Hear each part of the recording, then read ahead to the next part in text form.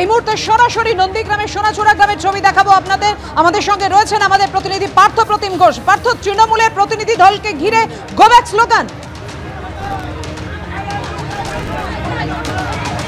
দেখো, তৃণমূলের প্রতিনিধি দল আসতেই কিন্তু বাইরে তৃণমূলের প্রতিনিধি দল রয়েছেন এবং এখানে গ্রামের বাসিন্দারা যারা বিজেপি কর্মীরা তারা একেবারে গো ব্যাক স্লোগান দিচ্ছেন এবং তারা বেরিয়ে এসছেন এবং তাদেরকে আটকাবার জন্য কিন্তু এখানে পুলিশ তারা এসছেন, কোনো রকম এই গলি থেকে বেরোতে দিচ্ছেন না। তাদের কাছ থেকে শুনে নেওয়ার চেষ্টা করবো একবার। Rajib Banerjee go back, go back. এই Rajib Banerjee go back, go back, go back. Go back কেন বলছে? এই খুনিদেরকে প্রশ্রয় দিচ্ছে Rajib Banerjee, go back, go back. এই Rajib Banerjee go back, go back. Go back দেওয়ার কারণ? গো ব্যাক খুনিদের নিয়ে ঘুরছে, খুন করেছে। গো ব্যাক পুলিশ প্রশাসন রাজীব ব্যানার্জির মদতেই চলছে তৃণমূল। আমি বলছি আপনি কি বলছেন?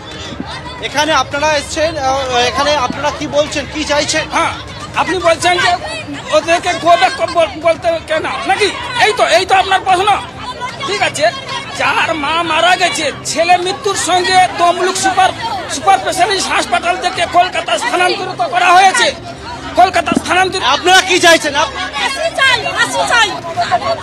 তৃণমূলের প্রতিনিধি দল আসতে কিন্তু এখানকার যারা বিজেপি কর্মীরা, গ্রামের বাসিন্দা, তারা একেবারে স্লোগান দিয়ে শুরু করলে একদিকে কেন্দ্রীয় বাহিনী তারা রয়েছেন এবং এখানে র্যাপিড ফোর্স এবং পুলিশ এখানে আটকাচ্ছেন, কারণ বাইরে তৃণমূলের প্রতিনিধি দল তারা এসেছিলেন এবং তারা এখনো পর্যন্ত এই যে রাস্তা রয়েছে মনসা বাজার এলাকা, সেই জায়গায় কিন্তু তারা উপস্থিত রয়েছে। এবং আমরা দেখতে পেলাম রাজীব বন্দ্যোপাধ্যায়, তিনি বললেন যে এই যে ঘটনাটি ঘটে, খুনের ঘটনাটি, এটা গোটা বিষয়টা আদি এবং নব্য বিজেপির, এবং পাশাপাশি কিন্তু ওনারা বললেন যে এটা কোনো পারিবারিক কোন্দল থেকে, এবং তার পরবর্তীকালে স্থানীয়রা তারা একেবারে ক্ষুব্ধ হয়ে ওঠেন। এবং আমরা যে বিষয়ে বলছি যে এটা বিজেপির নিজেদের মধ্যে গোষ্ঠীদ্বন্দ্ব বা পারিবারিক কোন্দল।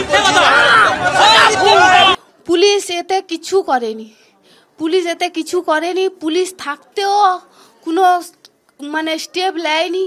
তার জন্য আমি বলছি যেন সিবিআই তদন্ত করা হোক। পুলিশের কাছেও অভিযোগ করছি, আর পুলিশ মন্ত্রীর কাছেও অভিযোগ করছি, পার্টির থেকেও অভিযোগ করছি যে আমার যে শাশুড়ি মারা গেছে এবং আমার ভাসুর যে পিজিতে আছে, তার জন্য ওটা সিবিআই তদন্ত করা হয়ে ধরা হোক।